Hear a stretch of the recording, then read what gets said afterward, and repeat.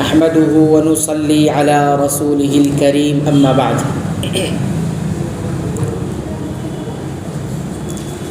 ابو الملیح جو تابعی ہیں وہ کہتے ہیں کہ ہم صحابی رسول بریدہ رضی اللہ تعالیٰ عنہ کے ساتھ ایک غزوے میں تھے، اور کہتے ہیں بدلی چھائے ہوئی تھی، تو کہتے ہیں صحابی نے یہ فرمایا کہ بکروا بصلاۃ العصر، عصر کی نماز تم جلدی سے ادا کر لو، یعنی وقت ہو چکا ہے، اول وقت میں جلدی سے ادا کر لو۔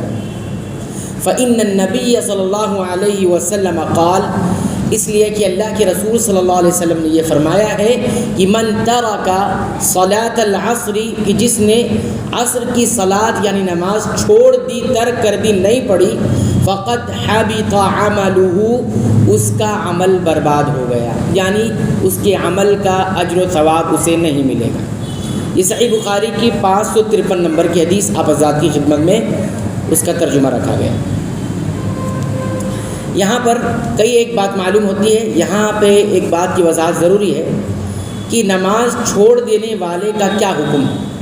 ایک انسان نماز کو چھوڑ دیتا ہے، نہیں پڑھتا ہے، بغیر کسی سبب، بغیر کسی عذر کے، چاہے سستی سے چھوڑ رہا ہو، کاہلی سے چھوڑ رہا ہو، یا کسی اور وجہ سے، عذر کوئی نہیں ہے شرعی، اور نماز چھوڑ دیتا ہے، اس کا کیا حکم؟ اگر انسان ایسا ہے جو نماز کو بالکل چھوڑ کے رکھا ہے، پڑھتا ہی نہیں کبھی، تو علماء نے بتایا کہ اس کے سارے اعمال برباد ہو جائیں، جتنی نیکیاں ہیں اس کی سب کے سب اعمال برباد ہو جائیں، کیونکہ ایک نماز کے بارے میں کہا گیا کہ اس کا عمل برباد ہو گیا چھوڑنے کی وجہ سے۔ تو جس نے نماز پڑھی ہی نہیں، پڑھتا ہی نہیں، کلی طور پر چھوڑ دیا ہے، تو اس کا حکم کیا ہے؟ اس کے تمام اعمال برباد ہو جائیں۔ اب یہاں پر مسئلہ آتا ہے، اگر ایک نماز چھوڑتا ہے بغیر کسی عذر کے، بغیر کسی وجہ کے، ایک نماز، یعنی نماز نہیں پڑھ رہا ہے اور سستی کاہلی کر رہا ہے، اور وقت نکل جا رہا ہے، وقت اس کا گزر جا رہا ہے، قضا کر دیتا ہے نماز، تو کہتے ہیں کہ اگر متعین نماز کو اس نے چھوڑا ہے اور متعین دن چھوڑا، کسی ایک دن، تو کہتے ہیں پھر اس دن کا پورا عمل اس کا برباد ہو جائے، اس میں دعائیں ہیں، نیکیاں ہیں، سب برباد ہو جائیں۔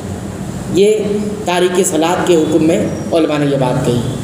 تو جس انداز کی نماز کی ترک ہوگا، چھوڑنا ہوگا، اسی انداز کا عمل برباد ہو جائے گا۔ یہ جو حدیث آپ حضرات کی خدمت میں رکھی گئی ہے، اس سے ہمیں چند ایک بات معلوم ہوتی ہے، 3 باتوں کا یہاں ذکر کر رہے ہیں۔ پہلی بات تو یہ بتائی گئی ہے کہ عصر کی نماز کو وقت پر ادا کرنے کی پابندی کرنا ہے، اس حدیث میں بتایا گیا۔ صحابی رسول غزوے میں ہے، جنگ میں ہے، اور آپ کیا دیکھ رہے ہیں کہ بدلی چھائی ہوئی، اور بدلی کی وجہ سے دن سمجھ میں نہیں آتا، سورج کتنا اوپر گیا ہے اور کتنا ڈھلا ہے نہیں سمجھ میں آتا، اس لیے کہا گیا کہ جلدی سے ادا کر لو، نہیں وقت پر ادا کر لو، ایسا نہ ہو کہ بدلی کی وجہ سے ہمیں سمجھ میں نہ آئے اور نماز ترک ہو جائے۔ یہاں عذر کی بنا پر نماز ترک ہو سکتی ہے، لیٹ ہو سکتی ہے، بتایا کہ اگر جس نے چھوڑ دیا تو اس کا عمل برباد ہو گیا۔ دوسری بات اس حدیث سے یہ معلوم ہوتی ہے کہ صلاۃ کو ترک کرنا حرام ہے، حرمت سمجھ میں آتی ہے، کیونکہ اتنی سخت وعید کس چیز پر ہوگی؟ حرام چیز پر ہوگی، اتنی سخت طرح کی دھمکی کی کیا ہو جائے گا؟ عمل برباد ہو جائے گا، یعنی اس کا اجر نہیں ملے گا، عمل تو رہے گا اپنی جگہ لیکن اس کا اجر و ثواب نہیں ملے گا۔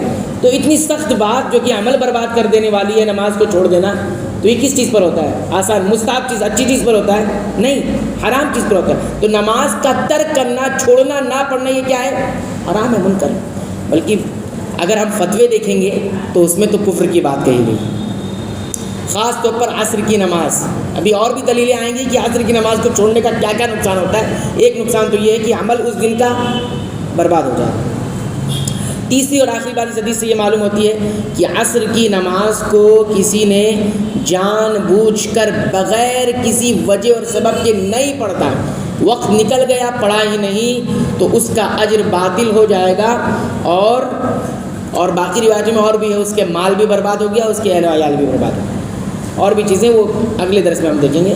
تو بہرحال یہ 3 باتیں اس حدیث سے معلوم ہوتی ہیں۔ لہذا ہمارا سلسلہ یہ چل رہا ہے کہ عصر کی نماز کی خصوصیت کے تحت اس پہ دھیان دینا ہے اور اس کی پابندی کرنا ہے۔ اللہ تعالیٰ ہمیں اس چیزوں پہ کی پابندی کرنے کی توفیق عطا فرمائے، آمین۔